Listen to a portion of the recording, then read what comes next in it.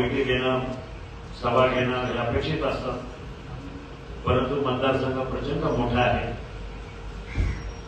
आणि यापूर्वी सुद्धा आपल्या गावामध्ये गाव भेटीच्या दरम्यानच्या निमित्तानं अनेक वेळा येऊन गेलो. साधारण 4-5 महिन्यापूर्वीच या ठिकाणी आलो असता आपल्या दलित वस्ती कार्यक्रमाच्या अंतर्गत 10 लाख रुपयाचा निधी दिला. त्याच्या अगोदर आपण निधी देण्याचं काम केलेलं आहे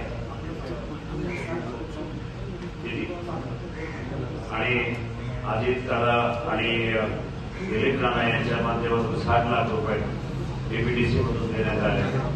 एकंदरीत जर पाहिलं तर राज्य सरकारच्या माध्यमातून मोठा विकास निधी आलेला आहे, तो सुद्धा अजितदादांच्या माध्यमातून आहे. पण हे सगळं होत असताना आपल्याला काहीतरी विचार पडतो की ज्यांना आपण निवडून दिलं त्या केंद्र सरकारच्या माध्यमातून खासदारांना किती निधी आणला. उत्तर आहे काहीच नाही.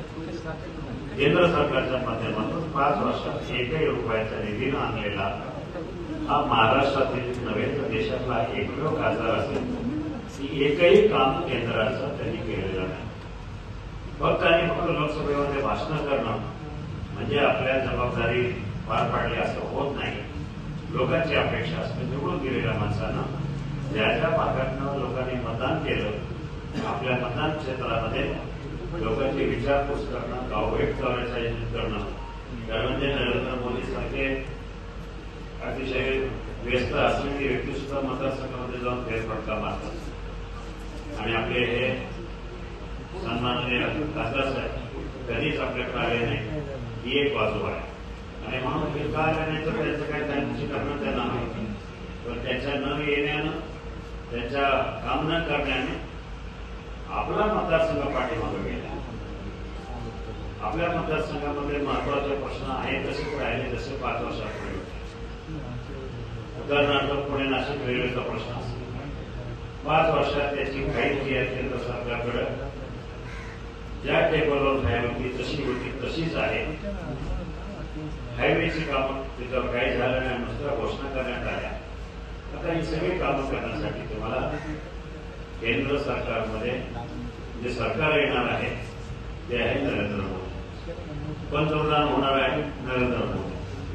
मग नरेंद्र मोदीजींच्या पाठीमागं त्याच्या विचार आता जर आपण निवडून दिला तर मोठ्या प्रमाणामध्ये विकास कामं होतील याची मला खात्री आहे. या तिन्ही कामाला येणाऱ्या 5 वर्षात मला जवळजवळ 50,000 कोटी रुपयाची कामं रेल्वे असतील, हायवे असतील, मोठे प्रकल्प आणायचे आणि राज्याच्या माध्यमातून शेतकऱ्याचे प्रश्न, कामगारांचे प्रश्न सोडवण्यासाठी. खरं म्हणजे शिरूर लोकसभा मतदारसंघ हा इतका प्रचंड आणि मोठा आहे आणि या मतदारसंघामध्ये सगळ्यात मोठ्या इंडस्ट्री ज्या आहेत त्या चाकणला, रांजणगाव, सणसवाडी, तळेगाव. म्हणून स्थानिकांना पण रोजगार तिथे मिळाला पाहिजे. मी खासदार असताना मर्सिडीज कंपनी असेल, फॉक्सवॅगन असेल किंवा टाटा मोटर्स असेल त्या कंपन्यांमध्ये नाही म्हटलं तरी 10 वर्षात 2,000 लोकांना काम आलं. मला वाटत नाही की आपल्या निवडून गेलेल्या खासदारांना 5 वर्षामध्ये काही केलं आणि म्हणून अशा परिस्थितीमध्ये आपल्या मतदारसंघाचा, आपल्या परिसराचा विकास साधण्यासाठी येणाऱ्या 13 तारखेला माझं चिन्ह आहे घड्याळ. घड्याळाच्या चिन्हाच्या बाजूचं बटन दाबून मला विजयी करा एवढीच या ठिकाणी विनंती करून थांबतो. धन्यवाद.